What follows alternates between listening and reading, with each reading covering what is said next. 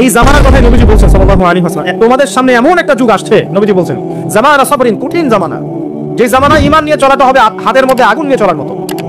আমার অবজারভেশন 2026-27 পর্যন্ত একটা অর্থনৈতিক মন্দা চলতে পারে। বলবে কিছু কিছু লোক যে ভবিষ্যৎবাণী করতে যাও, এটা ভবিষ্যৎবাণী নয়। আপনি বর্তমান সম্পর্কে খবর রাখেন না বলেই বর্তমানকে আপনার ভবিষ্যৎ মনে হচ্ছে। সম্মানিত উপস্থিতি, কেমন আছেন আপনারা? আলহামদুলিল্লাহ আলা কুল্লি হাল ওয়া ফি কুল্লি মাকান। যদিও বা বর্তমান প্রেক্ষাপটে একজন মুসলিম ভালো থাকতে পারে না। বর্তমান প্রেক্ষাপট এতই খারাপ, কিয়ামতের আলামতগুলো এমনভাবে প্রকাশ হয়েছে এখন যে একজন ইমানদার মুসলিমের পক্ষে নিশ্চিন্তে থাকা আর ভালো থাকাটা খুব কষ্টকর। তারপরেও নবী সাল্লাল্লাহু আলাইহি ওয়াসাল্লাম আমাদেরকে দিক নির্দেশনা দিয়েছেন যে যখন ফিতনার যুগ আসবে, ফিতনার যুগ বলতে চতুর্দিক থেকে ফিতনার ফাসাদ। ফিতনার ফাসাদ কেমন? মানে আল্লাহ রাব্বুল আলামিন কোরআনে একটা বিষয় বলছেন, সমাজ তার উল্টা চলছে, এগুলো ফিতনা। নবী সাল্লাল্লাহু আলাইহি ওয়াসাল্লাম হাদিসে একটা বিষয় বলেছেন, সমাজ তার উল্টা চলছে, এর নাম ফিতনা। পরিবারে ফিতনা, ধর্মের মধ্যে ফিতনা, সমাজে ফিতনা, অর্থনীতিতে ফিতনা, এখন সংস্কৃতির মধ্যেও ফিতনা। তো এই ফিতনাময় পরিবেশে নবী সাল্লাল্লাহু আলাইহি ওয়াসাল্লাম বলেছেন যে কেউ যদি ঈমান এবং আমলের উপরে, মানে নবী সাল্লাল্লাহু আলাইহি ওয়াসাল্লামের আদর্শের উপরে সবর করতে পারে, টিকে থাকতে পারে, তার জন্য 50 জন শহীদ সাহাবীর নেকি হবে ইনশাআল্লাহ। তো ফিতনাময় পরিবেশে যদি সবর করা যায়, হকের উপর অটল থাকার চেষ্টা করা যায়, ইনশাআল্লাহ আপনি 50 জন শহীদ সাহাবীর নেকি পাবেন ইনশাআল্লাহ। তো প্রত্যেকটা ক্ষেত্রেই আপনি ফিতনা পাবেন। পরিবারের দিকে তাকাবেন, দেখবেন পরিবারের বন্ধনগুলো আগের মতো নাই। প্রচুর ডিভোর্স হচ্ছে, স্বামী স্ত্রীর বিচ্ছেদ প্রচুর বেড়ে গেছে। তারপরে সন্তান সন্ততি আমাদের পরিবারে যারা আছে, দেখবেন এরা বেশিরভাগই দুনিয়াদার হয়ে গেছে, দিনের খুব একটা ফিকির নাই। বেশিরভাগ পরিবারের সদস্য দেখবেন নামাজ কালামের এখন ধার ধারছে না। ম্যাক্সিমাম পরিবার থেকে আস্তে আস্তে পর্দাটা কিন্তু শিথিল হয়ে যাচ্ছে। আপনি ব্যক্তি জীবনের দিকে তাকিয়ে দেখেন, গর্বের সাথে আমরা বলি না যে 90% মুসলিমের বাংলাদেশ, দেখবেন মেজরিটি সংখ্যক মুসলিম 5 ওয়াক্ত নামাজ জামাতে পড়ে না। বেশিরভাগ মুসলিম দেখবেন আল কোরআন বিশুদ্ধ করে তেলাওয়াতও করতে পারে না।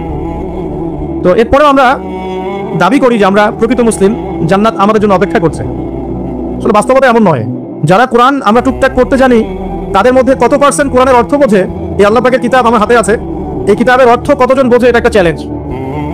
যারা কোরআন পড়তে জানি আমরা, তাদের প্রতি চ্যালেঞ্জ, দেখেন তাদের মধ্যে কত পার্সেন্ট মানুষ কোরআনের অর্থ বলতে পারবে। আর অর্থটা যে জানা জরুরি, এই বিষয়টাও আমরা এখন জনগণকে বোঝাতে ব্যর্থ হচ্ছি। কোরআনের অর্থটা যে বোঝাটা জরুরি, এটা বোঝাতেও ব্যর্থ হচ্ছে। কারণ আমরা সবাই প্রত্যেক হরফে 10 নেকি পেতে চাই। কোরআন তেলাওয়াত করলে প্রত্যেক হরফে 10 নেকি হবে, এই তো। তো এই কনসেপ্ট যখন আমার মাথায় ঢুকে গেছে, আমি ওখানে নিজেকে থামিয়ে দিয়েছি। অর্থ বুঝে গবেষণা করলে এবং কোরআন কেন্দ্রিক জীবন ব্যবস্থা গড়লে যে আরো বেশি নেকি হয়, এটা আমার মাথায় নাই। প্রত্যেক হরফে 10 নেকি তো আপনি পাবেন তেলাওয়াত করলে, কিন্তু অর্থ বুঝে এর ভিতরে ঢুকলে, গবেষণা করলে এর মূল স্বাদটা পাওয়া যায়, এটা আমরা বুঝতে পারছি না। দেখবেন বেশিরভাগ মানুষ কোরআনের অর্থটা জানে না।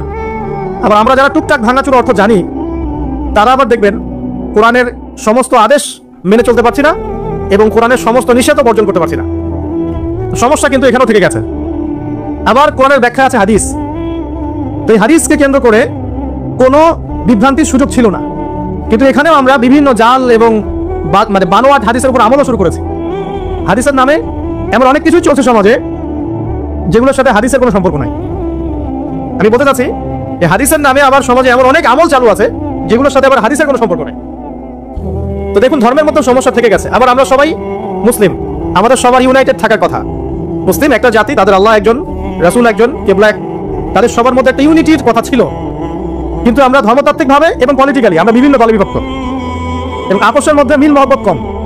বাইরে হয়তো আমরা বলি যে আমি একজন ধর্মতাত্ত্বিক দলের সদস্য, সে আরেকটা ধর্মতাত্ত্বিক সংগঠনের সদস্য, সে আরেকটা মানহাজ ফলো করে, সে আরেক জামায়াতে, সে আরেক তরিকার ইত্যাদি। আমরা সবাই এক, যদি আমরা বাইরেই কথাটা বলি, কিন্তু অন্তর থেকে কিন্তু আমাদের এই বিষয়টা আসছে না। যদি আসতো, যদি আমরা ভিতর থেকেই ঐক্যবদ্ধ হতে পারতাম, তাহলে উম্মার আজকে এই অবস্থা হতো না। তো দেখুন, ধর্মকেন্দ্রিক অনেক প্রবলেম থেকে গেছে এখনো। আবার আল্লাহ রাসূল সাল্লাল্লাহু আলাইহি ওয়াসাল্লাম হাদিসের মধ্যে এবং আল্লাহ পাক কোরআনের মধ্যে ধর্ম নিয়ে বাড়াবাড়ি করতে নিষেধ করেছেন। ধর্ম নিয়ে বাড়াবাড়ি করো না, তোমরা নিজে তো ধর্ম পালন করো।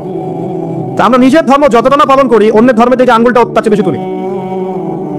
আমরা আগে নিজের রিলিজনটাকে ঠিক মতো পালন করি, দেখবেন সমাজ ঠিকই পরিবর্তন হয়ে গেছে ইনশাআল্লাহ। তো আমি একটা ধর্ম পালন করি বলে অন্য ধর্মের মানুষের প্রতি বিদ্বেষ পোষণ করতে হবে বা তাদের উপর ঘৃণার মনোভাব প্রকাশ করতে হবে, এটা আল্লাহ পাক শেখান নাই, তার রাসূল শেখান নাই।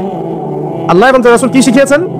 ইসলামের সত্য বিষয়টাকে আপনি সবার সামনে উপস্থাপন করবেন, যার ইচ্ছা হবে সে কবুল করবে, যার ইচ্ছা হবে সে অস্বীকার করবে, যার যার কবরের শেষে যাবে, যার যার হিসেব শেষে দিবে।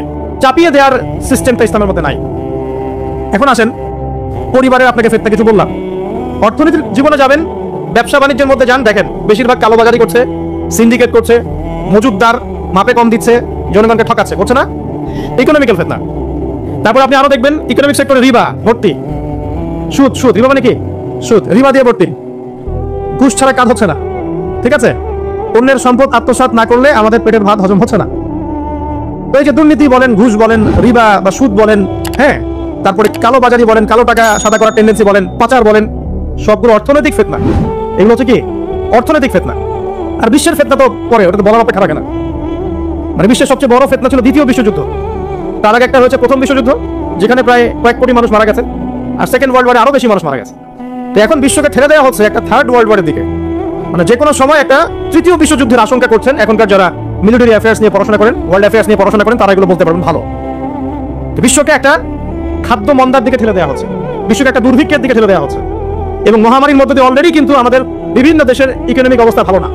তার উপরে খাদ্য সংকট, তার উপরে যে বৈশ্বিক যুদ্ধগুলো, আমদানি রপ্তানি বন্ধ হয়ে যাচ্ছে, তেল গ্যাসের দাম বেড়ে যাচ্ছে, জনগণ হাহাকার করছে। এই পলিটিক্যাল গ্লোবাল অ্যাফেয়ার্সের ফিতনা এগুলা।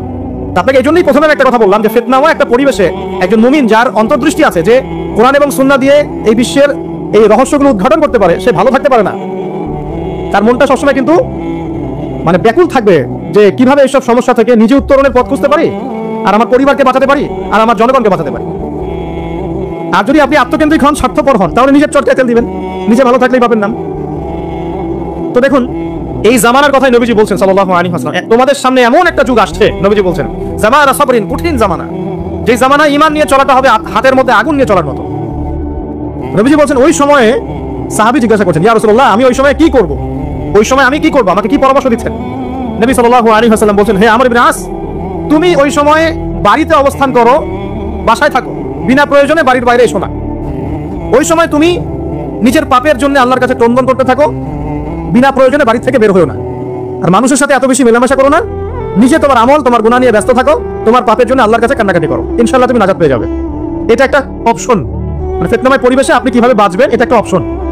আরেকটা হাদিসে কি নবী সাল্লাল্লাহু আলাইহি ওয়াসাল্লাম বলছেন যে যখন এমন ফিতনাময় পরিবেশ আসবে, তখন যদি তোমরা এই আমর বিল মারুফ নাহি আনিল মুনকার, সৎ কাজের আদেশ, অসৎ কাজের নিষেধ, আমার সুন্নতের উপর অটল থাকতে পারো, তাহলে তোমরা 50 জন শহীদের নেকি পাবে।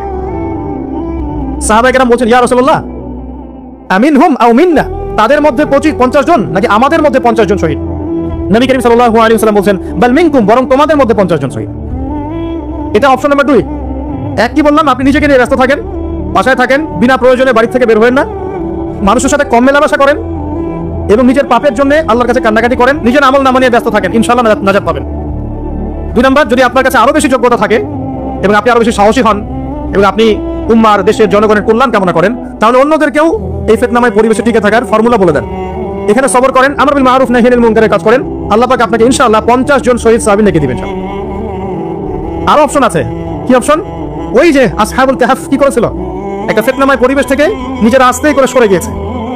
যখন আপনি পরিবেশকে পরিবর্তন করতে আর পাচ্ছেন না, দাওয়াত দিয়েও কোনো কাজ হচ্ছে না, মানুষ কথাও শুনছে না, জুলুম নির্যাতন বাড়তেই আছে, টিকে থাকা মুশকিল, তখন তাদের হিসেবের দায়িত্ব আল্লাহর উপর ছেড়ে দেন, আপনি ওখান থেকে ডিসকানেক্টেড হয়ে যান।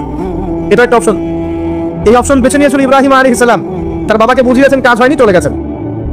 এই অপশন বেছে নিয়েছিল আসহাবুল কাহফ, সবাইকে বোঝাচ্ছে কাজ হচ্ছে না, তার রাস্তায় করে চলে গিয়ে গুহার মধ্যে রাত কাটানো শুরু করেছে। এমন হাদিস পড়েছি আমি, যে ফিতনাময় পরিবেশে সবচেয়ে সৌভাগ্যবান হবে ওই শ্রেণীর মানুষ যারা দেখা যাবে যে পাহাড়ি কোনো এলাকায় বা দূরবর্তী কোনো জায়গায় বসবাস করছে, যেখানে বৃষ্টিপাত হয়, গরু, ছাগল, মেষ, বকরি এগুলো নিয়ে ওখানে চড়ায়, যখন আজানের সময় হয়, নামাজের ওয়াক্ত হয়, আজান দেয়, নামাজ পড়ে, দুনিয়ার ফিতনা থেকে এরা দূরে আছে, এরা সফল। এমনও হাদিস আছে। তো হয়তো আপনার কাছে মনে হচ্ছে না এখন ওই যুগ আসে নাই, কিন্তু আমি আপনাকে বলে দেই যে কোরআন এবং সুন্নাহর চোখ দিয়ে যদি আপনি দেখতে শেখেন এবং বর্তমান বিশ্বের প্রেক্ষাপটটা অ্যানালাইসিস করার যোগ্যতা আপনি অর্জন করেন কোরআন সুন্নাহর চোখ দিয়ে, আপনি বুঝতে পারবেন সেই সময় অনেক আগেই চলে এসেছিল। এখন ফিতনা এবং ফাসাদময় এই পরিবেশে আমরা কি করতে পারি, ছোট স্কেলে, বড় স্কেলে না, ছোট স্কেলে। আমি আজকে বড় বিষয় নিয়ে কথা বলতে আসিনি, কারণ আমি চিন্তা করলাম যে আসলে প্রথমে যদি ব্যক্তিকেন্দ্রিক বিষয়টা ঠিক না হয়, বড় বিষয় আলোচনা করে কোনো লাভ নাই। আগে ব্যক্তি যদি ঠিক না হয়, বড় বিষয় আলোচনা করে আসলে কোনো লাভ নাই, আপনারা বুঝবেন না, মাথার উপর দিয়ে চলে যাবে। এখন গ্লোবাল অ্যাফেয়ার্স নিয়ে কথা বলে খুব একটা ফায়দা নাই আপনাদের, এখন ইকোনমিক পুরো এই সুদভিত্তিক সিস্টেম আপনি চেঞ্জ করতে পারবেন না, এবং পুরো যে তাগুতি ব্যবস্থা আপনি চেঞ্জ করতে পারবেন না। আপনি কি করতে পারবেন? আপনি নিজেকে পরিবর্তন করতে পারবেন, আপনার পরিবারকে পরিবর্তন করতে পারবেন। এতটুকু আপনার পক্ষে এখন পর্যন্ত সহজ, ঠিক না? ঠিক কথা, এটা আপনি এখন করতে পারবেন। তো এটার ফর্মুলা কি? ফর্মুলা ঘাটতে গিয়ে আল্লাহ পাক আমার মাথার মধ্যে একটা হাদিস নিয়ে এসে দিলেন। কারণ আমি বিশ্বাস করি যে আপনারা বলছেন মৌলানা, আল্লামা, আমি আসলে এমন কিছু নই। এই কথাগুলো আসলে আমার সাথে যায় না। আমি নিতান্তই একজন ছোট মানুষ এবং তালেবে ইলম, জ্ঞানের পথের পথযাত্রী। আর আমি তালেবে ইলম হয়ে থাকতে চাই। আমি মুফতি হই, আমি মুহাদ্দিস, মুফাসসির বা যে শব্দগুলো আপনারা বলছেন, এমন কিছুই নাই। আসলে কি আমাদের মাঠে আমি জান্নাতে যেতে পারবো কিনা আমি নিজেই জানি না।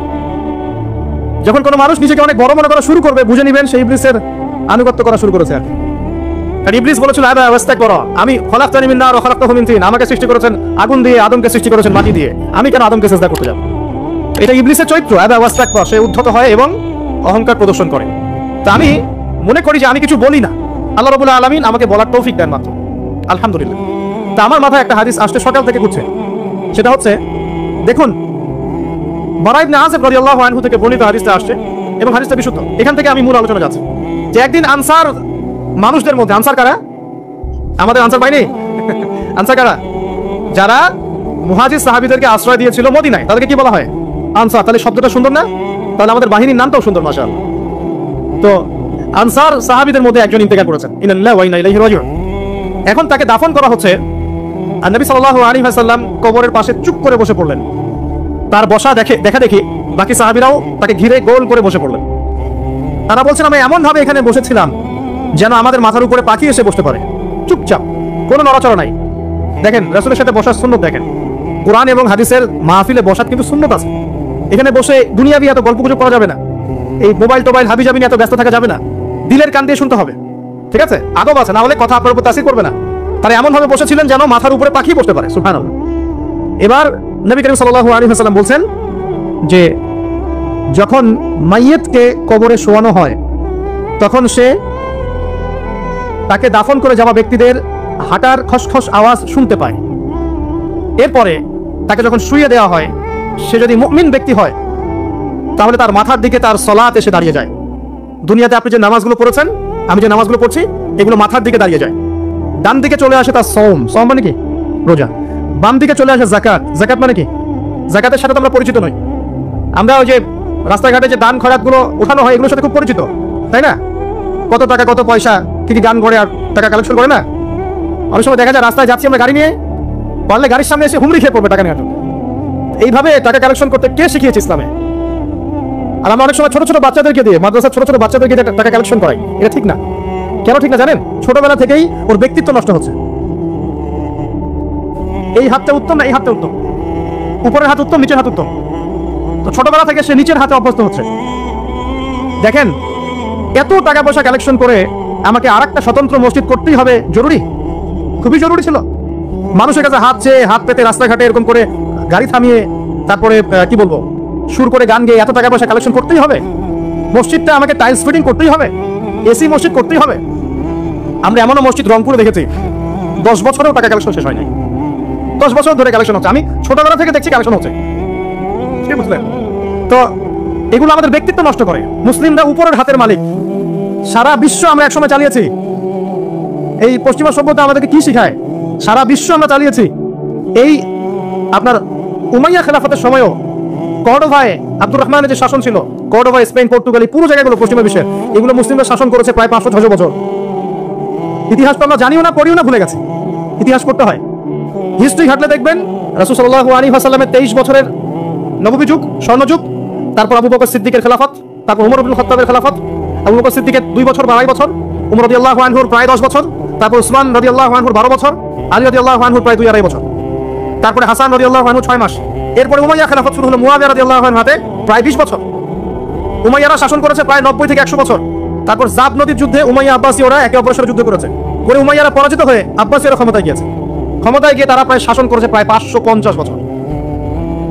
এদিকে উমাইয়াদের মধ্যে যারা পরাজিত হয়েছে ওরা চলে গিয়ে কর্ডোবা, আন্দালুসিয়া, ওইদিকে খেলাফত কায়েম করেছে। তারপরে আবার এদিকে ফাতেমি খেলাফত ছিল, উসমানীয় খেলাফত ছিল, তারপরে মিশরের তুরুনি একটা রাজবংশ ছিল, আমাদের সাবকন্টিনেন্টে মোগলরা ছিল, সারা বিশ্বে আমরাই ছিলাম। ইতিহাস তো ভুলে গেছে। তা আমরা সবসময় উপরের হাত ছিলাম, উপরের হাত আমরা দিতাম, মানুষ নিত। আর এখন কি হয়েছে? আমরা এখানে আমরা চাই মানুষ দেয়, আর ওরা কি এমনি দেয়? ওরা চড়া সুদ দিবে, দিবে না?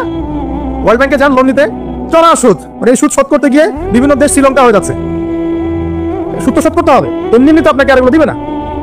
এই সুদটা শোধ করতে গিয়ে আমাদের জিনিসপত্রের দাম বেড়ে যাবে, তারপরে দেখবেন জনগণের উপর কর বেড়ে যাবে, অনেক প্রবলেম। আর এই প্রবলেমগুলো ফেস করতে হবে কি কারণে? রিবা বা সুদের কারণে। তো এই যে বলছি, দেখেন ছোটবেলা থেকেই যে আমরা নিচের হাতে অভ্যস্ত হচ্ছি, এটা ত্যাগ করতে হবে। ব্যক্তিত্বের পরিচয় দেন, এত টাকা পয়সা চেয়ে প্রতিষ্ঠান করার দরকার নাই। আমার জমি আছে 1 বিঘা, আমি প্রতিষ্ঠান করবো ইনশাআল্লাহ। আপনার 2 বিঘা আপনি করেন, যার সামর্থ্য আছে সে করবে, সামর্থ্য নেই করার দরকার নেই।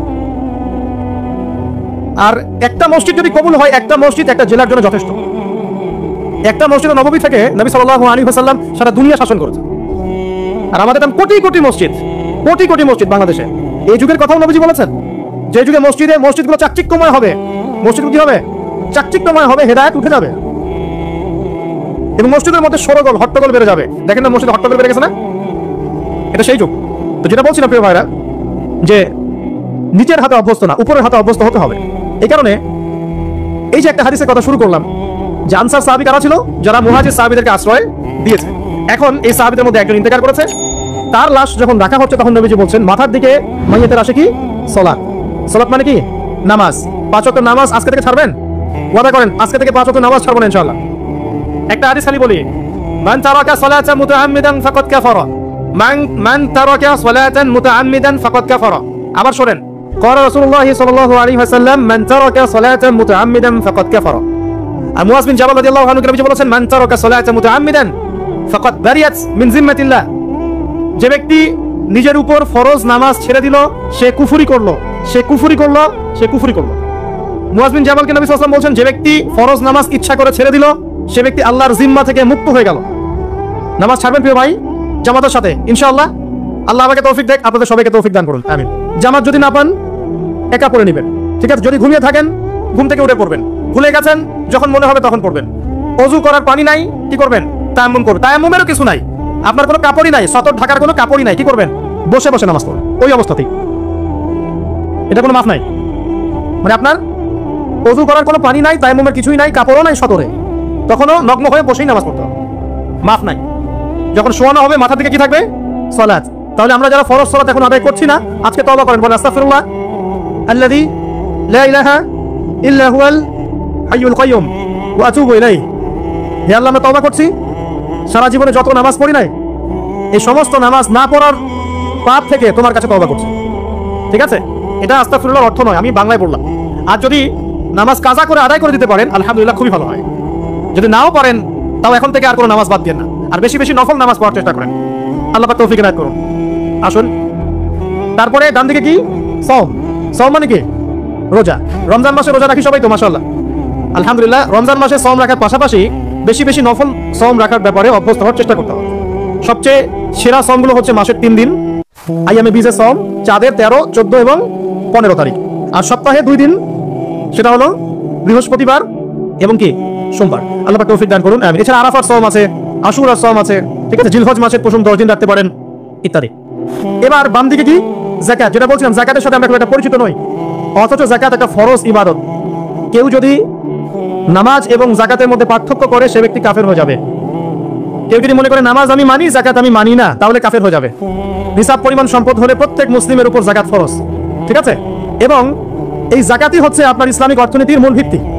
যাকাত হচ্ছে ইসলামিক অর্থনীতির কি? মূল ভিত্তি। তো যে কথা বলছিলাম প্রিয় ভাইরা, দেখুন, যাকাত ইসলামিক অর্থনীতির মূল ভিত্তি। কিভাবে জানেন? ব্যবসা এবং যাকাত এটা কি করে? এটা একটা মার্কেটের মধ্যে সম্পদ ঘুরতে থাকে। আমি বুঝাচ্ছি আপনাকে। মনে করেন আপনি ব্যবসা করছেন এবং যাকাত দিচ্ছেন। যাকাত কারা দিবে? যারা যাকাতের নিসাব পরিমাণ সম্পত্তি রাখে, মানে কিছুটা ধনী তারা। তো তারা ব্যবসা করছে, মাশাআল্লাহ। ব্যবসা যখন করে, ব্যবসা কি থাকে? লাভ থাকে, লস থাকে, লাভ থাকে, লস থাকে। লাভও হতে পারে আপনার, লসও হতে পারে। আর সুদে কি? শুধু লাভ, লস আছে, লস নাই। পার্থক্য বোঝেন। এখন ব্যবসা যখন আপনি করবেন, এই টাকা বা মূল যে ক্যাপিটাল যেটা বলে অর্থনীতির ভাষায়, এটা মার্কেটের মধ্যে সার্কুলেট করতে থাকবে। আজকে আপনি ধনী, লাভ করেছেন, কালকে লস করবেন, এই ধন আরেকজনের হাতে চলে যাবে। সে আবার ব্যবসা করছে, সে লাভ করলে সম্পদ তার হাতে থাকলো, লস করলে আরেকজনের হাতে। মানে এই মানিটা, ক্যাপিটাল যেটা, এটা মার্কেটের মধ্যে ঘুরতে থাকে, ঘুরতে থাকে। আজকে কেউ ধনী, কালকে কেউ ধনী, আজকে কেউ ফকির, কালকে কেউ ধনী, এভাবে। এখানে আল্লাহ পাক যাকে ইচ্ছা হয় ধন দেন, যাকে ইচ্ছা হয় দরিদ্র করেন। এটা আল্লাহ পাক নিয়ন্ত্রণ করেন। আবার এর মধ্যে যারা ধনী হবে, তারা আবার যাকাত দিবে। কাকে যাকাত দিবে? যে গরিব তাকে। এই কারণে অর্থনৈতিক সাম্য থাকবে এবং টাকা, ক্যাপিটাল মার্কেটে সার্কুলেট করতে থাকবে। এটা হচ্ছে ইসলামিক ইকোনমিক্স। বুঝতে পারছি না মনে হয়? আর রিবায় কি হবে? রিবায় কোনো লসের চান্স নাই। মানে এখানে ধনী আরো ধনী হতে থাকবে, গরিব আরো গরিব হতে থাকবে, প্লাস যাকাতও দিবে না। তখন সমাজের একটা অংশ অনেক ধনী হবে, আরেকটা অংশ একদম মাটিতে পড়ে যাবে, কোনো ব্যালেন্স হবে না। এই কারণে বিশ্বের একটা অংশ, ওই বিশ্বের একটা বড় অংশ যারা সুদখোর, যেখান থেকে সুদ এসেছে, ওইটা আস্তে আস্তে ধনী হয়ে গেছে, এবং বিশ্বের বহু কান্ট্রি আস্তে আস্তে দারিদ্র্য সীমার নিচে চলে আসছে। এটা শুধু ব্যক্তির ক্ষেত্রেই নয়, এটা সমাজের ক্ষেত্রেই নয়, পুরো বিশ্বটা হচ্ছে। তো এই হলো রিবা এবং ব্যবসা ভিত্তিক যাকাত ভিত্তিক ইকোনমিক সিস্টেমের পার্থক্য, বেসিক ডিফারেন্স। রিবার মধ্যে আল্লাহ পাক তার হাত উঠিয়ে নেন, আল্লাহ পাক সেখানে আর ইন্টারফেয়ার করেন না। ঠিক আছে, সুদ খাচ্ছ, তুমি তোমার মতো চলো। আর ব্যবসা ভিত্তিক ইকোনমিক্স চললে আল্লাহ পাক সেখানে কাউকে ধন দিবেন, কারো কাছ থেকে দিবেন। আপনার ধনী আমাকে দিবেন, আমার ধনী আপনাকে দিবেন। আমি যদি ধনী হই, আমি আবার যাকাত দিব, সেই যাকাতের টাকা আবার আপনার হাতে যাবে, কেউ না খেয়ে মরবে না। তো সামনে এই যে বলা হচ্ছে 2023 সাল, শুধু 23 সাল না, আমার অবজারভেশন 2026-27 পর্যন্ত একটা অর্থনৈতিক মন্দা চলতে পারে। বলবে কিছু কিছু লোক যে ভবিষ্যৎবাণী করতে যাবে, এটা ভবিষ্যৎবাণী নয়। আপনি বর্তমান সম্পর্কে খবর রাখেন না বলেই বর্তমানকে আপনার ভবিষ্যৎ মনে হচ্ছে। আমাদের অনারেবল মিনিস্টার যারা আছেন ওদেরকে জিজ্ঞাসা করেন, তাদেরকে জিজ্ঞাসা করেন, তারাও বলছেন যে 2023 সাল থেকে 26 সাল খাদ্য মন্দার মতো যাবে। দেখেন নাই, তারাও এই কথা বলছেন, কারণ তারা বুঝতে পারছেন ওয়ার্ল্ডের অবস্থা ভালো না। এখানে একটা সলিউশন বলছে, ইচ্ছা হলে আপনি গ্রহণ করতে পারেন, ইচ্ছা হলে নাও করতে পারেন। আমার তো চাপিয়ে দেওয়ার কোনো ক্ষমতা নাই। ফাযাক্কির ইন্নামা আনতা মুযাক্কির, আপনি শুধু উপদেশদাতা, লাস্তা আলাইহিম বিমুসাইতির, আপনি কারো প্রতি দারোগা নন। কি উপদেশ? এই যে যাকাত, যেটা যাকাত, আমাদের যাকাত যেটা আছে, এটাকে একটু বড় পরিসরে কালেক্ট করার চেষ্টা করতে হবে। করে যদি আমরা সুষ্ঠু বন্টন করতে পারি গরিবদের মাঝখানে, ইনশাআল্লাহ কেউ খাদ্য অভাবে মারা যাবে না ইনশাআল্লাহ। আল্লাহ পাক আমাদেরকে বোঝার তৌফিক দান করুন। এর পাশাপাশি তারা যেটা বলেছেন, ইকোনমিক সেকশনের লিডার যারা আছে, তারা যেটা বলছেন এটা ঠিক বলছেন। তারা বলছেন কৃষিভিত্তিক অর্থনীতির কথা বলছেন, এটার সাথে আমি 100% একমত। আর আল্লাহ পাকের কোরআন, এই কোরআনের মধ্যে বেশিরভাগ যে অর্থনীতির কথা এসেছে তা হচ্ছে কৃষিভিত্তিক অর্থনীতি। এটা কি জানেন? হয়তো জানেন না। কোরআনে যত ইকোনমিক সিস্টেমের কথা আসছে, তার মধ্যে সবচেয়ে বেশি এসেছে কৃষিভিত্তিক অর্থনীতির কথা, তারপর ব্যবসা এবং যাকাত। অতএব তারা ঠিকই বলেছেন, দেশের যারা ইকোনমিক সেকশনে গবেষণা করছেন তারা ঠিক কথাই বলেছেন যে কৃষিভিত্তিক অর্থনীতি হচ্ছে আমাদের অর্থনৈতিক মন্দা দূর করার অন্যতম উপায়। ঠিক বলেছেন, আমি একমত। তো যাকাত যেটা কথা বলছিলাম, বাম দিকে যাকাত আসবে, তো যাকাত আমরা দিব তো ইনশাআল্লাহ ভাই। যাদের শোনেন, বাংলাদেশে এমন অনেক শিল্পপতি আছে যাদের একজনের যাকাতের টাকা দিয়ে একটা গ্রাম চলতে পারে। আর যাকাতের টাকা কিন্তু শুধু এক বছরে আসবে না, প্রতি বছরেই ঘুরে ঘুরে আসবে। মনে করেন যে আপনাদের এলাকার মধ্যে অনেক বিত্তশালী আছেন, আমি দোয়া করি মন থেকে আল্লাহ পাক বিত্তশালীদের অন্তরটাকে নরম করে দিক এবং ওসমান রাদিয়াল্লাহু আনহুর মতো দানশীল করে দিক। আমরা দোয়া করি, আমরা কারো খারাপ চাবো, সবার জন্য হেদায়েতের দোয়া করবো। টাকা থাকতে তো সমস্যা নাই, কিন্তু টাকা থেকে যদি ওসমান রাদিয়াল্লাহু আনহু হতে না পারলাম তাহলে সমস্যা। টাকা থাকতে কোনো সমস্যা নাই, ধন আপনাকে আল্লাহ দিতেই পারে। এই ধনটাকে ওসমান গনি রাদিয়াল্লাহু আনহুর মতো আল্লাহর পথে বিতরণ করে দেন, ইনশাআল্লাহ আল্লাহ পাক আপনাকে জান্নাতুল ফিরদৌস দান করবেন।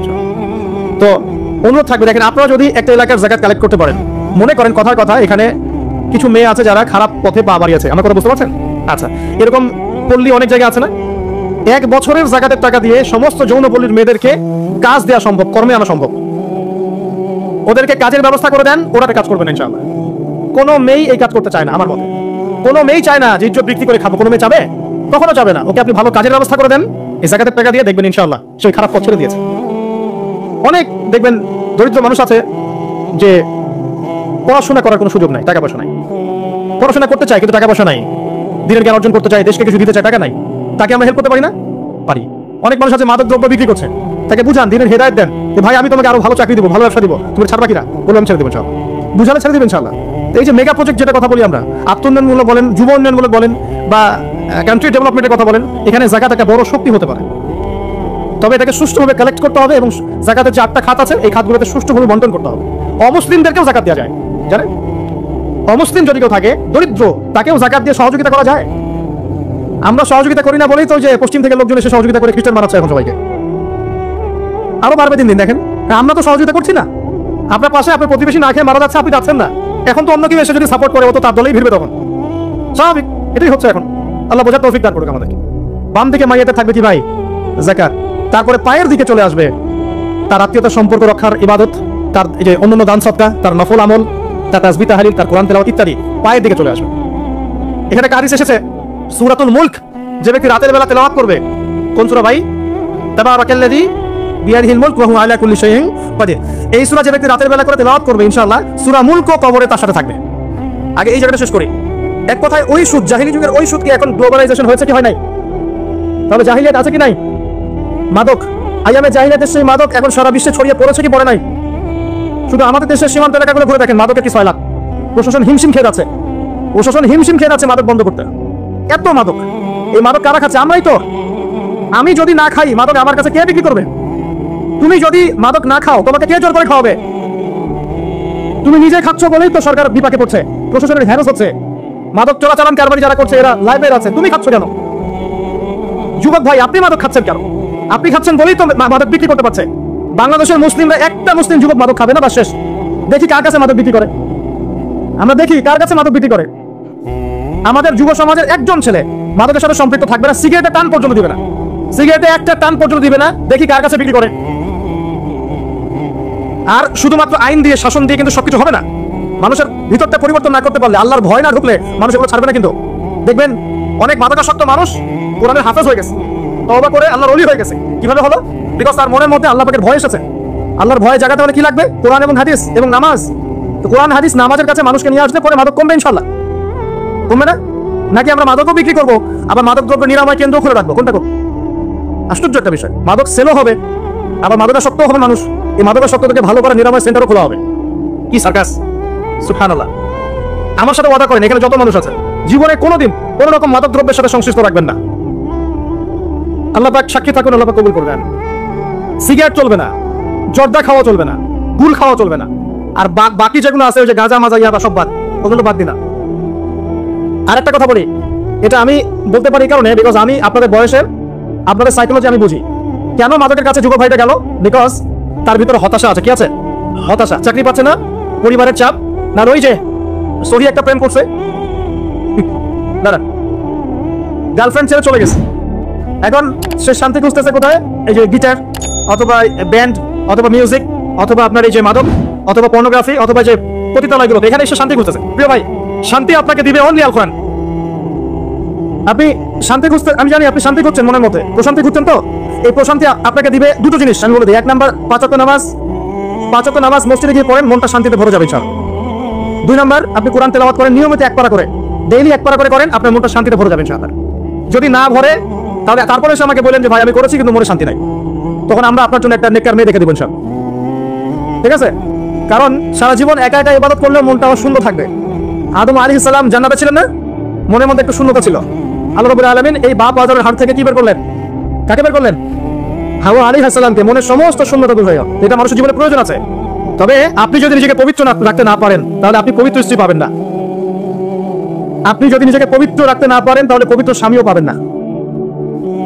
আমি একটু অ্যালার্মিং নিউজ দেই। অ্যালার্মিং নিউজ হচ্ছে আমাদের দেশের এই যে 20 থেকে 25 বছরের যুবক যারা আছে, এদের মধ্যে দেখা যায় প্রতি 10 জনের মধ্যে প্রায় 5 জন বিবাহ না করেই যৌন সম্পর্ক করে ফেলেছে। অতএব যদি নিজেকে পবিত্র করতে না পারেন, তাহলে পবিত্র স্ত্রীও জুটবে না কপালে, পবিত্র স্বামীও জুটবে না কপালে। আপনি 10 ঘাটের পানি খেয়ে আসবেন, দেখবেন আপনি যাকে বিয়ে করেছেন সে 12 ঘাটের পানি খেয়ে আসে। আর এর উপরে আর কি আছে? এর উপরে আছে পর্নোগ্রাফি। এই যে পর্নোগ্রাফি, মুভিজ এবং সিরিয়ালস, এগুলো তো দেখায়, বেগারা নারীকে দেখায়। এই নারীগুলো খুব সুন্দর দেখতে, তখন দেখা যায় এদেরকে দেখে যারা অভ্যস্ত, এরা বাসায় গেলে স্ত্রীকে আর সুন্দর লাগে না, কারণ তার চোখ অনেকগুলো মেয়েকে দেখেছে। যদি আপনি চক্ষু নিচু করতে পারেন, বাসায় আপনি স্ত্রীকে আপনার ভালো লাগবে। ঠিক একইভাবে এই যে মহিলাগুলো যেগুলো বাসায় আছে, এগুলো সিরিয়াল দেখতে দেখে, পরপুরুষ দেখতে দেখে অবস্থা খারাপ। এই কারণে তার স্বামীকে আর হ্যান্ডসাম মনে হয় না। অমুক সিনেমার নায়ক, অমুক নায়িকা, অমুক তাকে হ্যান্ডসাম মনে হয়। আমার হাজবেন্ড যদি অমুকের মতো হইতো, আমার এটা যদি অমুকের মতো হইতো। সিরিয়াল দেখে যে পরকীয়া হচ্ছে, ওগুলো দেখে শেখে। সিরিয়াল দেখে যে বাসার স্বামী আছে, অন্য ছেলের সাথে গল্প করে, স্মার্টনেস মনে হয়, ওটা দেখে শেখে। সিরিয়াল দেখে মানুষ এখন হত্যা করাও শিখছে। সিরিয়াল দেখে মানুষ এখন হত্যা করাও শিখে। আমরা কয়েকদিন রিপোর্ট দেখেছি, একজন প্রশাসনিক কর্মকর্তা বলেছিলেন যে জিজ্ঞাসাবাদে সে বলেছে ক্রাইম পেট্রোল দেখে সে শিখেছে কেমন করে লাশটা গুম করতে হবে। তো এই যে একটা নীল দর্পণ চলছে আর কি, এগুলো কি করছে? ভিতর থেকে আমাদের মনে আধ্যাত্মিকত্ব নষ্ট করছে, এবং আল্লাহর হালালটা আমাদের কাছে ভালো লাগছে না, হারামটা ভালো লাগছে। আর কার মনের মধ্যে আল্লাহর হারামকে ভালো লাগে, হালালকে ভালো লাগে না বলেন তো? ইবলিস। কার মনে? ইবলিস। তো ইবলিসের অনুসারী হয়ে যাচ্ছে আমরা দিন দিন। প্রিয় ভাইরা, আল্লাহর ওয়াস্তে মাদকের সাথে সম্পৃক্ততা রাখবেন না, আল্লাহর ওয়াস্তে পর্নোগ্রাফি দেখবেন না, আল্লাহর ওয়াস্তে নিজের হায়াতটাকে, যৌবনটাকে হেলায় ফেলায় নষ্ট করবেন না। আমি এই মাহফিলের সিজনে মনে হয় প্রত্যেকটা মাহফিল একটা কথা বলেছি, কমন, এটা আবার বলছি, শোনেন, মনোযোগ দেন। মনে করেন আমরা এখানে যারা বসে আছি সবার বয়স হচ্ছে 50 বছর। মনে করেন সবার হায়াত হচ্ছে কত বছর? 50। মনে করেন, কথার কথা। এখন কারো বাকি আছে তাহলে 20, কারো 30, কারো 15, কারো 10, কারো 5, কারো 2 বা কারো 1। কথা ঠিক না বেঠিক? এখন আপনার জীবনের যে বড় অংশটা চলে গেছে, এই অংশটুকু দিকে একটু তাকিয়ে দেখেন আপনি কি করেছেন, কতটুকু নামাজ পড়েছেন, কতটুকু রোজা রেখেছেন, কতবার যাকাত দিয়েছেন, এবং এই চলে যাওয়ার সময়গুলোতে কি কি পাপ করেছেন আপনি, কতবার জেনা করেছেন, কতবার মাদক খেয়েছেন, কতটুকু গালি দিয়েছেন, কত ভাইকে মেরেছেন, কি করেছেন। এই হিসাবটা আজকে গিয়ে বাসায় ঠান্ডা মাথায় কাগজ কলম নিয়ে করবেন। তারপরে এক একটা পাপের জন্য আল্লাহর কাছে মাফ চাবেন। প্রথমে আমভাবে মাফ চাবেন, আস্তাগফিরুল্লাহ আল্লাযী লা ইলাহা ইল্লা হুয়াল হাইয়ুল কাইয়ুম ওয়া আতুবু ইলাইহি। তারপরে মানুষের সাথে সম্পৃক্ত কোনো হক থাকলে আদায় করে দিবেন, ইস্তেগফার করবেন, অন্যের সাথে সম্পৃক্ত হক থাকলে আদায় করে দিবেন। তারপরে বাকি সময়টুকু যদি চিন্তা করেন যে আমি যদি আর 10 বছর বাঁচি, এই 10 বছর আমি কিভাবে কাটাবো এটা প্ল্যান করবেন। এই 10 বছরে যেন আপনার এক ওয়াক্ত নামাজ ছুটে না যায়, এই 20 বছরে যেন আপনার একটা রোজাও ছুটে না যায়, এই 20 বছরে যেন আপনি কোরআন সুন্নাহ এ টু জেড করে শেষ করতে পারেন এবং নবীর সুন্নাতের উপর নিজেকে ঢেলে সাজাতে পারেন। এই 20 বছর আপনি হালাল রিজিক সার্চ করবেন, আমর বিল মারুফ নাহি আনিল মুনকারের কাজ করবেন, আপনার প্রতিভা অনুযায়ী দিনের খিদমত করবেন। পারা যাবে ইনশাআল্লাহ। নিজের আমল নামার হিসাব নিজে করুন, কিয়ামতের মাঠে হিসাব দেওয়ার আগেই নিজের হিসাব নিজে করে ফেলুন। আল্লাহ পাক সবাইকে তৌফিক দান করুন। একটা বিষয় থেকে শয়তান আমাদেরকে গাফেল করে রাখবে, শয়তান সবসময় গাফেল করে রাখবে, সেটা হলো তুমি মৃত্যুর চিন্তা করো না, এটা করো না, এটা করো না। মৃত্যুর চিন্তা করতে শয়তান নিষেধ করবে, কিন্তু আমাদেরকে ভাবতে হবে কবরের কথা, যে ইন্ডিভিজুয়ালি আমরা কেউ দুনিয়াতে থাকবো না। অতএব ব্যক্তিটাকে আগে সংশোধন করেন, তাহলে পরিবার অটোমেটিক সংশোধন হবে ইনশাআল্লাহ। এভাবেই পারিবারিক সংশোধনের মধ্য দিয়ে সমাজ সংস্কার হবে ইনশাআল্লাহ। প্রিয় ভাইরা, ওদিকে লম্বা করছে, এদিকে আসুন। মাদকের 6 লাখটা কি আছে না নাই এখন বলেন? আছে তো। নারীর অবমাননা 4 নম্বর ছিল। নারীর যে অবমাননা, এটা কি বর্তমান বিশ্বে আরো বিশাল স্কেলে আসে নাই? নারী জাতিকে কোনো মূল্য দিচ্ছে মানুষ? নারীর দেহটাকে পণ্য বানিয়েছে না? নারীর দেহটাকে মানুষ পণ্য বানিয়ে ব্যবসা করছে, যত কিছুই করছে। যে আপনি দেখবেন songs, dance, music industries, film industries, উদ্দেশ্য একটা বাণিজ্য করা, কিছু না। এই বাণিজ্য করার জন্য মেয়ের দেহটাকে, সৌন্দর্যটাকে, রূপটাকে জাতির সামনে নগ্ন করে উপস্থাপন করেছে। আর সেই মেয়ে মনে করছে কি, যে নগ্ন হওয়ার ফলে আমি কিছু টাকা পেয়েছি, এতে করে আমার ডিগনিটির সম্মান বেড়ে গেছে, সবাই আমার সাথে সেলফি তুলতে চায়, সবাই আমাকে বড় সেলিব্রিটি মনে করে। কেউই তোমার দিকে সম্মানের চোখে তাকায় না। দেখো, মানুষের দিকে তাকানোর দৃষ্টি দুটো হতে পারে মেয়েদের দিকে। একটা হচ্ছে সম্মানের দৃষ্টি, সম্মান বা ভালোবাসার দৃষ্টি, আর একটা হতে পারে ভোগের দৃষ্টি। বুঝাচ্ছি? আপনি কি আপনার মায়ের দিকে ভোগের দৃষ্টিতে কখনো তাকান? আপনার বোনের দিকে তাকান? আপনি আপনার দাদি, আপনার মাহারাম যারা আছে, খালা, চাচি, কারো দিকে কি আপনি ভোগের দৃষ্টিতে কখনো তাকিয়েছেন? তাকান নাই। কিন্তু বেগানা বেপর্দা যে মেয়েগুলো, গায়রে মাহারাম, আপনার বান্ধবী বা ফ্রি মিক্সিং এ আছেন, বা আপনার গার্লফ্রেন্ড, হ্যাঁ, বা ইত্যাদি ইত্যাদি, এদের দিকে কি আপনি কখনো সম্মানের চোখে তাকান না ভোগের চোখে তাকান? সত্যি করে বুকে হাত দিয়ে কথা বলেন দেখি, সত্যি করে বুকে হাত দিয়ে বলেন যে আপনি আপনার গার্লফ্রেন্ডের দিকে সম্মানের চোখে তাকান। আপনি পতিতালয় গিয়ে একটা পতিতা মেয়ের সাথে রাত কাটিয়েছেন, সম্মানের দৃষ্টিতে তাকিয়েছেন, তাই? এত বড় চিটারি নিজের সাথে করতে পারেন? নিঃসন্দেহে আপনি এটা করেন নাই। এখন যে মেয়ে মনে করে যে আমি নগ্ন হয়ে গেলে আমার ডিগনিটির সম্মান বেড়ে যাবে, সে শয়তানের তাবেদারি করছে। কারণ কেউ তার দিকে সম্মানের চোখে তাকায় না, তার দিকে সবাই একটা নজরেই তাকায়, ভোগের নজরে তাকায়। এতে করে সম্মান বাড়ে না, বরং কমে যায়। আর দিন দিন আমরা কি করছি? আমরা এখন নগ্নতাকে প্রমোট করছি। যে যত বেশি নগ্ন হতে পারে, সে তত বেশি সেলিব্রিটি হতে পারে। এবং যারা এইসব জগতে কাজ করে, তাদের ইন্টারভিউ দেখবেন, তাদের ইন্টারভিউ দেখা যায়, পড়া যায় পত্রিকাগুলো, তারা বলে যে প্রডিউসারের সাথে রাত যাপন না করা পর্যন্ত কখনো আমাদেরকে ফিল্মে নিত না। তো যে সম্মান ইজ্জত বিক্রি করে পেতে হয়, এই সম্মানের মুখে লাথি মারি আমরা। যে সম্মান অর্জন করতে নিজের ইজ্জত বিক্রি করতে হয়, এই সম্মানের মুখে আমরা লাথি মারি। আল্লাহ রাব্বুল আলামিন যে সম্মান দিয়েছেন, এই সম্মান চূড়ান্ত। এখন দেখুন, ইসলাম কি মেয়েদেরকে সম্মান দেয় নাই? ইসলাম কি আমাদের মেয়েদেরকে, মাদেরকে, বোনদেরকে সম্মান দেয়নি আদৌ? ইসলামে কি সম্পত্তির অধিকার নাই? ইসলামে শরীরের বা দেহের প্রোটেকশনের জন্য পর্দা নাই? ইসলামে আত্মার পরিশুদ্ধির উপায় বলা নাই? ইসলামে চক্ষু নিচু করার কথা বলা নাই? কোনো মেয়ের সাথে যদি কেউ অন্যায় আচরণ করে, টিজিং করে, তার শাস্তির কথা বলা নাই? কেউ যদি কোনো মেয়েকে আল্লাহ না করুক ধর্ষণ করে, তাকে সবার সামনে মৃত্যুদণ্ড দেওয়ার কথা কি ইসলামে নাই? তাহলে কোন দিক থেকে ইসলাম মেয়েকে ছোট করলো? অন্য কোন ধর্ম, কোন দর্শন, কোন ফিলোসফির মধ্যে আপনি দেখবেন এই বিধানগুলো আছে? ইসলামের মতো অর্থনৈতিক অধিকার দিয়েছে, বৈবাহিক অধিকার দিয়েছে, পর্দার অধিকার দিয়েছে, সম্পত্তির অধিকার দিয়েছে, এবং কেউ যদি তার দিকে খারাপ চোখে তাকায় বা খারাপ হাত প্রশস্ত করে, সেই হাত ভেঙে দেওয়ার অধিকার ইসলাম দিয়েছে। তো এটা মিসকনসেপশন ছড়ানো হয়েছে। আর আমরা পশ্চিমাদের কথায় সুর মিলিয়ে একই কথা বলছি, ইসলাম নাকি মেয়েদেরকে পিছিয়ে দিয়েছে। নাউযুবিল্লাহ। আয়েশা রাদিয়াল্লাহু আনহার চাইতেও কি আপনি এগিয়ে যেতে চান? আপনি কি খাদিজা রাদিয়াল্লাহু আনহার চাইতেও বড় হতে চান? আপনি কি ফাতিমা রাদিয়াল্লাহু আনহার চাইতেও বড় হতে চান? ফাতিমা রাদিয়াল্লাহু আনহা একজন গৃহিণী হয়েও জান্নাতে গিয়েছেন, সুবহানাল্লাহ। খাদিজা রাদিয়াল্লাহু আনহা তালাকপ্রাপ্তা ছিলেন, তারপরে নবী সাল্লাল্লাহু আলাইহি ওয়াসাল্লামের সাথে বিয়ে হয়েছে, পিছন থেকে নবীকে সাপোর্ট করেছেন, তার সমস্ত সম্পদ বিলিয়ে দিয়েছেন, জান্নাতি হয়েছেন। আয়েশা রাদিয়াল্লাহু আনহার কোনো সন্তান ছিল না, সন্তান জন্ম না দিয়েও একজন মহিলা জান্নাতি হয়েছে। মারিয়াম আলাইহিস সালাম, তার স্বামীও ছিল না, স্বামীহীন একজন নারী জান্নাতি হয়েছে। ফিরআউনের স্ত্রী আসিয়া, যার স্বামী একজন বড় জালেমের পরিবারে থেকেও একজন মেয়ে জান্নাতি হয়েছে। তাহলে আমাদের মেয়েদের সমস্যা কোথায়? আমাদের মেয়েদের সমস্যাটা কোথায়? কে তোমাকে বলেছে যে তোমার ইজ্জত বিক্রি করে দিয়ে তোমাকে সার্টিফিকেট অর্জন করতে হবে? আর এই মেয়েদের পিতা মাতা তো মনে হয় বেঁচে নাই। কিভাবে আপনি আপনার মেয়ের সম্ভ্রমটাকে হুমকি মুখে ফেলতে পারেন? আপনি মেয়েকে পড়াবেন, অবশ্যই শিক্ষা দিবেন, উচ্চ শিক্ষা দিবেন। কোথায় শিক্ষা দিবেন? যেখানে মেয়ে ছাড়া অন্য কোনো ছেলে নাই। কোথায় চাকরি করবে যেখানে মেয়ে ছাড়া অন্য কোনো এমপ্লয় নাই, কোনো ছেলে নাই, সব মেয়ে। কে বলেছে মেয়েরা চাকরি করতে পারবে না? কে বলেছে মেয়েরা পড়াশোনা করতে পারবে না? সবই পারবে তারা। পরিবেশ নিশ্চিত করেন আগে। আপনি বাঘ আর মহিষকে এক ঘাটে নিয়ে চলে আসবেন, এরপরে ঝামেলা হলে বলবেন যে বাঘের দোষ। সুবহানাল্লাহ। পরিবেশ নিশ্চিত করতে হবে আগে। প্রত্যেকটা সেক্টর নষ্ট করে ফেলছে ফ্রি মিক্সিং। এবং আমি শুনেছি আপনাদের এই মাহফিলও নাকি ফ্রি মিক্সিং হচ্ছে। একটা মাহফিল, দিনই পরিবেশ, এখানে ছেলে মেয়ের ফ্রি মিক্সিং কেন? আপনি একজন মহিলা, আপনার জন্য মাহরাম ছাড়া গায়রে মাহরামের সামনে বেপর্দায় যাওয়া জায়েজ নাই, এটা আল্লাহ বলেছেন। আল্লাহর চেয়ে কি আপনি বেশি বোঝেন নাকি? সোজা কথা হচ্ছে, আল্লাহর চেয়ে কি আপনি বেশি বোঝেন নাকি? আল্লাহ পাক কেন বলেছেন প্রশ্ন করার দরকার নেই তো আপনার। আল্লাহ বলেছেন নিঃসন্দেহে আল্লাহ পাক আমার চেয়ে অনেক বেশি জানেন। আল্লাহ পাক ভালো বলেছেন তাই বলেছেন। আল্লাহ পাক ভালো চেয়েছেন আমার, তাই করেছেন। আল্লাহ আমাকে নামাজ পড়তে বলেছেন, আমি কি প্রশ্ন করবো নাকি কেন নামাজ পড়তে বললেন? আল্লাহ পাক বলেছেন যাকাত দিতে, আমি কি প্রশ্ন করবো কেন যাকাত দিতে বললেন? আপনি কেন প্রশ্ন করবেন আল্লাহকে? আল্লাহ পাক আপনাকে সৃষ্টি করার সময় কি আপনার পারমিশন নিয়েছিলেন? আপনাকে আল্লাহ পাক এই যে ভ্রূণ থেকে, শুক্রাণু ডিম্বাণু থেকে, একটা শুক্রাণু একটা ডিম্বাণু XXXY এখান থেকে সৃষ্টি করেছেন। আল্লাহ পাক কি আপনাকে পারমিশন নিয়ে সৃষ্টি করেছেন? আল্লাহ পাক আপনি রিজিক দিয়েছেন, সন্তান দিয়েছেন, পরিবার দিয়েছেন, শ্বাস নেওয়ার ক্ষমতা দিয়েছেন, বাঁচিয়ে রেখেছেন, আত্মা দিয়েছেন, জীবন মৃত্যুর মালিক। আপনার পারমিশন নিয়ে করেছেন আল্লাহ পাক। আল্লাহ রাব্বুল আলামিন যে বিধান নাযিল করেছেন, আপনি কেন চ্যালেঞ্জ করবেন তাকে? এখন আপনি কেন তাকে চ্যালেঞ্জ করবেন? আপনি চোখ বন্ধ করে কোরআন সুন্নাহ মানবেন। ইব্রাহিম আলাইহিস সালামকে বলা হচ্ছে বাচ্চাকে জবাই করতে হবে। ইব্রাহিম আলাইহিস সালামকে বলছেন কি কারণে জবাই করব? কেন নিষ্পাপ একটা বাচ্চাকে জবাই করব? কি যুক্তি এর পিছনে? এর পিছনে বিজ্ঞান কি, লজিক কি? প্রশ্ন করেছেন? বলা হচ্ছে তোমার স্ত্রী এবং সন্তানকে ওই মরুভূমিতে রেখে আসো, মক্কায়, যেখানে কেউ নাই। ইব্রাহিম আলাইহিস সালামকে বলেছেন কেন রেখে আসবো আল্লাহ? কি জন্য রেখে আসবো? এটা অযৌক্তিক, এটা আনসাইন্টিফিক, এগুলো কথা বলেছিলেন। এখন আপনারা কি বুঝতে পারছেন না কি কারণে আল্লাহ পাক তার স্ত্রী এবং সন্তানকে সেখানে রেখে এসেছেন? এই যে হাজার হাজার বছর ধরে হজ হচ্ছে, উমরা হচ্ছে, তাওয়াফ হচ্ছে, সাই হচ্ছে, হচ্ছে না? এগুলো কার সাথে সম্পৃক্ত? এগুলো কার স্মৃতির সাথে সম্পৃক্ত? যদি ওইখানে সেই সময় আল্লাহ পাক তাকে না পাঠাতেন, আজকে কি বিশ্ববাসীটা পেত? ওই ইসমাইল আলাইহিস সালামের বংশ থেকেই জন্ম নিয়েছেন মুহাম্মদ সাল্লাল্লাহু আলাইহি ওয়াসাল্লাম। তাহলে আরবের মানুষরা কি ইসলাম পেত? এবং সে আরব থেকে পুরো বিশ্বে ইসলামকে ছড়িয়ে পড়তো? আল্লাহ পাকের জ্ঞানের সাথে আপনি চ্যালেঞ্জ করতে যাচ্ছেন?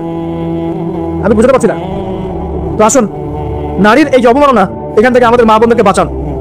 কিভাবে বাঁচাবেন? আপনার ছোট্ট একটা মেয়ে আছে মনে করেন, এই মেয়েটা এখন জেদ করছে কি যে আমি আগুনে লাফ দিব বা আমি ছাদ থেকে নিচে লাফ দিব। ও বলছে না নিচে লাফ দিলে কি হবে। এখন সে জেদ করছে, হাত টানাটানি করছে, আমাকে ছেড়ে দাও, ছাড়ো। আপনি এখন পিতা, আপনি তাকে খুব ভালোবাসেন। আমি ভালোবাসার কারণে কি আপনি বলবেন মা আমি তোমাকে অনেক ভালোবাসি, যাও আগুনে লাফ দাও? বলবেন? মা আমি তোমাকে অনেক ভালোবাসি, দাও ছাদ থেকে লাফ দাও, আমি তোমার সাথে আছি, বলবেন? তাহলে আমাদের চোখের সামনে আমাদের মা বোনরা যে বেপরদায় নগ্ন হয়ে ঘুরছে, জাহান্নামের দিকে লাফ দিচ্ছে, কোনোদিন তো হাত ধরে টেনে বাঁচাচ্ছেন না। আপনি খুব ভালোবাসেন তাকে, আপনার স্ত্রীকে আপনি অনেক ভালোবাসেন, আপনার মেয়েকে আপনি অনেক ভালোবাসেন, বোনকে অনেক ভালোবাসেন, এই কারণেই তাদেরকে আপনি বেপরদায় চলতে দিচ্ছেন। এটা কি ভালোবাসার বহিঃপ্রকাশ হলো? আপনার ছোট্ট মেয়ে যদি বলতে বাবা আমি আগুনে লাফ দিব, আপনি একটা থাপ্পড় মেরে হলে বলতেন সর এখান থেকে, বলতেন না? এটা ভালোবাসার নিদর্শন ছিল। কখনো কখনো ভালোবাসার মানুষদেরকে বড় ক্ষতির হাত থেকে বাঁচাতে হলে একটু কঠোর হতে হয় না? ছোট্ট বাচ্চারা যদি নামাজ না পড়ে 10 বছর, আমাদের নবী একজন রহম দিলওয়ানা মানুষ, নরম মনের মানুষ, তিনি বলছেন 10 বছর হয়ে গেছে বাচ্চা নামাজ পড়ে না, লাঠিতে পিটাবা। আজ কি বানিয়ে বললাম? 10 বছর হয়ে গেছে বাচ্চার বয়স, নামাজ পড়ে না, ওকে আঘাত করে পিটাবে একটা। আমাদের নবী যদি মানুষকে মারতে পছন্দ করতেন? যতগুলো যুদ্ধ হয়েছে ইসলামের না, এই সবগুলো যুদ্ধতে নবী সাল্লাল্লাহু আলাইহি ওয়াসাল্লামের হাতে মনে হয় 1 কি 2 জন মানুষ মারা গেছে। 1 কি 2 জন। একজন নবী সাল্লাল্লাহু আলাইহি ওয়াসাল্লাম তীর নিক্ষেপ করেছিলেন, তীরটা গায়েও লাগে নাই, এখানে ছিলে গেছে, খালি গলা দিয়ে ছিলে গেছে, এতেই সে মৃত্যুবরণ করেছে জাহান্নামে। ইসলামের ইতিহাসে যতগুলো যুদ্ধ হয়েছে, এই সবগুলো যুদ্ধ হিসাব করে দেখা যায় যে সব মিলিয়ে 10,000 মানুষ মারা যায়নি। এই যে ইসলাম তরবারির জোরে ছড়িয়েছে, কিছু মতবাদ ছড়িয়ে দেওয়া হয়েছে না, শুধুমাত্র তোমাদের প্রথম বিশ্বযুদ্ধেই 1.5 থেকে 3 কোটি মানুষ মারা গেছে। তোমাদের ভিয়েতনাম যুদ্ধেই প্রায় 20 লাখ মানুষ মারা গেছে। ইতালির মুসোলিনির সময় বিপ্লব হয়েছে, ওখানে লাখ লাখ মানুষ মারা গেছে। চীনের মাও সেতুংয়ের সময় বিপ্লব হয়েছে, লাখ লাখ মানুষ মারা গেছে। রাশিয়া কমিউনিজম যখন ছিল তখন বিদ্রোহ হয়েছে, তখন লাখ লাখ মানুষ মারা গেছে। সেকেন্ড ওয়ার্ল্ড ওয়ারে প্রায় 7 থেকে 8 কোটি মানুষ মারা গেছে। আর কোন মুখ নিয়ে তোমরা ইসলামকে বলো ইসলাম একটা জঙ্গি ধর্ম, সন্ত্রাসী ধর্ম ইত্যাদি? অথচ সারা বিশ্ব জুড়ে নিরপরাধ মানুষকে হত্যা করার লাইসেন্স পেয়ে গেছে ওরা। প্রত্যেকটা মুসলিম কান্ট্রি থেকে তাকিয়ে দেখবে, এক একটা মুসলিম। ইয়েমেনের বাচ্চাদের কি দোষ আছে? ইয়েমেনের ছোট ছোট বাচ্চাদের কি দোষ? কেন ওরা বোম্বিং এর খোরাক হবে? ইরাকের মানুষের কি দোষ ছিল? সাদ্দাম হোসেনের কাছে কি আসলেই পারমাণবিক অস্ত্র ছিল? সিরিয়ায় কি হয়েছে? কেন লক্ষ লক্ষ মুসলিমকে মারা হল? আফগান তো আছেই, ইভেন ইনক্লুডিং এখন পাকিস্তান, চায়নার উইঘুর, আপনার লেবানন, আপনার জর্ডান, প্যালেস্টাইন নাম শুনেছে? এখানকার মুসলিম মা বোনদের কি দোষ ছিল? তারা কি কারো ঘরে গিয়ে বোম মেরেছিল? আশ্চর্য একটা বিষয় কি জানেন? মনে করেন এটা আমার বাড়ি, এই বাড়ির মধ্যে আমি বসে আছি, বাস করছি। এখন কিছু মানুষ আসলো, এসে বললো আমাদেরকে একটু আশ্রয় দাও, আমাদের খাবার নাই, পানি নাই, একটু আশ্রয় দাও। এখন আপনি মুসলিম মানুষ, রহম দিলওয়ালা মানুষ, দরজা খুলে দিলেন। দরজা খুলে দিয়ে ওরা এখন ভিতরে আসলো, এসে আপনি আপ্যায়ন করলেন, খাওয়ালেন, পড়ালেন, পোশাক দিলেন, সব দিলেন, মাশাআল্লাহ। এবার কয়েকদিন পর তারা ঐক্যবদ্ধ হয়ে আপনাকে ঘর থেকে বের করে দিল। এবার আপনি ঘরের বাইরে দাঁড়িয়ে আছেন। এবার আপনি ঘরের বাইরে দাঁড়িয়ে দরজায় নক করছেন আর বলছেন, আমার বাড়ি আমাকে ফেরত দাও, আমার বাড়ি আমাকে ফেরত দাও। আর এই মানুষগুলো, ভিতরে থাকা মানুষগুলো বলছে, এই যে দরজা নক করছে একজন জঙ্গি, একজন সন্ত্রাস। আমি মনে বুঝাতে পারছি না। এই হলো প্যালেস্টাইন, এই হলো প্যালেস্টাইন। আমার বাড়ি আমাকে ফেরত দাও বলছে না, জঙ্গি, সন্ত্রাস। তো প্রিয় মুসলিম ভাইরা, দুই চোখ খুলুন, বাইরের চোখ খুলুন, ভিতরের চোখ খুলুন, পরিস্থিতি বুঝুন, উম্মাকে ভালোবাসুন, 5 ওয়াক্ত নামাজি হয়ে যান, নিজের হায়াতটা কাজে লাগান, সুদের সাথে সম্পৃক্ত হয় না, শিরক করেন না, মাদক খায়েন না, নারী জাতির অবমাননা করেন না, এবং আপোষে গোত্রীয় হানাহানিতে লিপ্ত হয় না। উম্মাকে ঐক্যবদ্ধ করতে পারেন না পারেন, অ্যাটলিস্ট উম্মার ক্ষতি করেন না। উম্মাকে ঐক্যবদ্ধ করতে পারেন না পারেন, আগুনটাকে বাড়িয়ে দিয়েন না। রাষ্ট্রের বিরুদ্ধে বিদ্রোহ করতে যায় না। আমার কথা খুব মনোযোগের সাথে শোনেন, কারণ যখনই কোনো মুসলিম রাষ্ট্রের বিরুদ্ধে বিদ্রোহ হয়েছে, তখন সেই রাষ্ট্রের অবকাঠামো ভেঙে পড়েছে এবং ক্ষতি হয়েছে, লাভের চেয়ে বেশি ক্ষতি হয়েছে। কোশ্চিন কেন এই কাজটা করতে যাবেন না? আপনি সৎ কাজে আদেশ করবেন, অসৎ কাজে নিষেধ করবেন। উপরে যারা থাকবে তাদের জন্য দোয়া করবেন এবং তাদেরকে সুপরামর্শ দিবেন। পরামর্শ যদি তারা গ্রহণ করে আলহামদুলিল্লাহ, না করলে আপনার দায়িত্ব শেষ, আপনার এর বাইরে কোনো দায়িত্ব নাই। ভাইয়ে ভাইয়ে মারামারি কাটাকাটি করে রক্তারক্তি করতে যাবেন না, এতে করে রাষ্ট্রের অবস্থা আরো খারাপ হয়ে যাবে। সামনে এই যে করোনা চলে গেছে, করোনার পরে যে আবার ইউক্রেন রাশিয়া যুদ্ধ চলছে, তারপরে আবার এই যে এখন অর্থনৈতিক মন্দা চলছে, ডলারের সাথে রেমিটেন্স কমছে, সব মিলিয়ে ইকোনমিক অবস্থা ভালো না। বিশ্বের প্রায় 52টা দেশের অর্থনৈতিক অবস্থা ভালো না।